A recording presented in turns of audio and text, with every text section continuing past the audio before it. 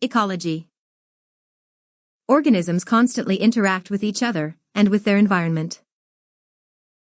On a planet with limited resources and limited space, which is being shared by all living things, the study of these interactions, a field of science called ecology, takes on great importance. Here are a few important ecological terms. Biome, regions that share similar climate and soil type, resulting in similar populations of plant and animal life. Community, the sum of the various populations that live within a particular habitat. Common geographic location. Population, a grouping of a certain species within a habitat. Ecosystem, a community and its environment.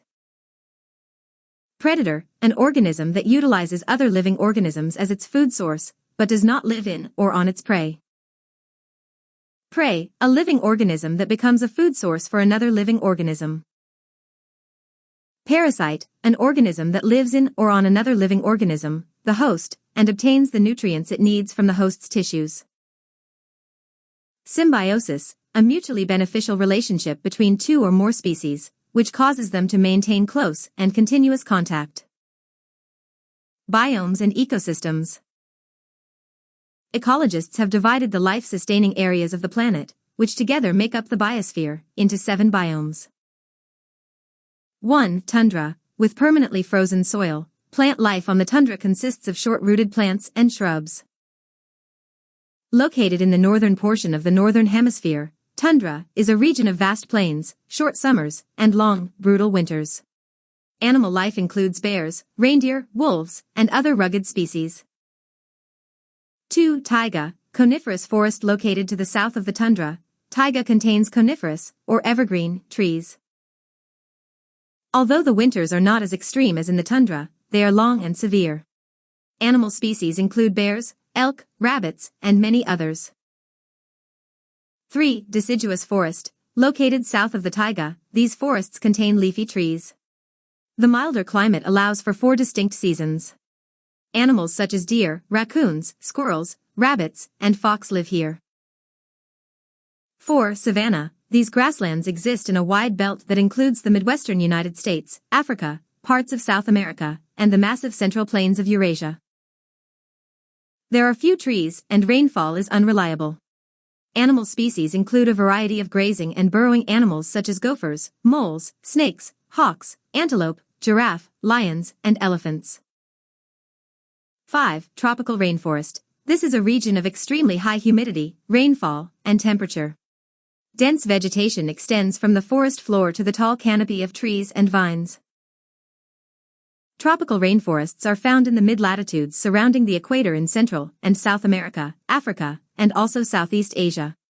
Animal species include birds, snakes, monkeys, panthers, and countless insect species. 6. Desert. This region experiences extremely low humidity and precipitation. Plant life is scarce, but may include low scrub or cacti. Deserts may be hot or cold, and have large temperature swings between day and night. Animal species, including small rodents, snakes, lizards, and kangaroo, possess specialized survival skills to manage the temperature swings and scarce water supply. 7. Marine. Water covers almost 3/4 of the planet's surface. The marine biome contains countless plant and animal species, and can be further subdivided into several distinct zones. The scientific field of oceanography is devoted to the study of the marine biomes. Food chain. All organisms must consume other organisms, whether plant or animal, to live. To describe the interrelationships of the various organisms within a community, ecologists construct food chain diagrams. Food chain pyramid diagrams are useful tools to help ecologists express the delicate balance of various communities within an ecosystem. Just as with a literal chain, when one link is greatly weakened or removed, the entire chain fails. Figure 1.7 illustrates one example of a food chain pyramid. The larger area at the bottom of the pyramid contains producers, and the shrinking size of each successive layer of consumers reflects the relative proportion of each type of organism in a community.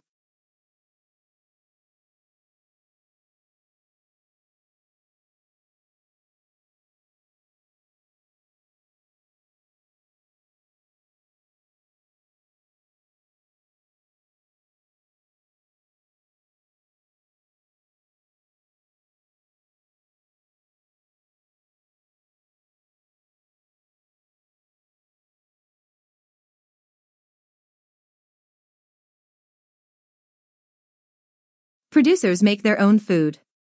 Consumers are unable to produce their own food, so they feed on other organisms. Primary consumers feed on producers, secondary consumers feed on primary consumers, and so on. Another group, the decomposers, is also present in every food chain. Decomposers, such as bacteria and fungi, eventually break down all members of the food chain into simple organic compounds. Decomposers are nature's great recyclers. Earth and space sciences. The earth and space sciences are made up of geology, meteorology, and astronomy. Geology is the study of Earth. This review covers Earth's composition and types of rocks, as well as an overview of Earth's geological eras, dating back to its formation. Meteorology, the study of Earth's atmosphere, and its climate and weather, and astronomy, the study of space, and the objects in space, round out our review. You can move fairly quickly through this section. If you are pinched for time before the test, you can skim this section, and go back to the life and physical science sections to brush up on any areas where you feel a little shaky. Exam alert. Bearing in mind that these final scientific fields are weighted much less heavily on the Asvab than those we have just covered, here are some key concepts you should know. Although you won't face every one of them on your test, you can count on seeing at least a few. Geology. Geology is the field of science devoted to the study of Earth and its formation, composition, and ongoing processes of change. Although this field is not heavily included on the Asvab, you should be familiar with some basic geology items, as discussed in the following paragraphs. Earth is composed of three main layers. Crust, the outermost layer of Earth. The crust varies in thickness from as little as 5 miles under the ocean to 40 miles beneath mountain ranges. It is made up of rock, mainly granite and basalt. Mantle, located directly beneath the crust, the mantle makes up approximately 85% of Earth's volume. The upper mantle is rigid, like the crust. The thicker, lower mantle behaves more like a slowly moving fluid and contains pockets of molten rock. The mantle reaches approximately 1,800 miles below Earth's surface.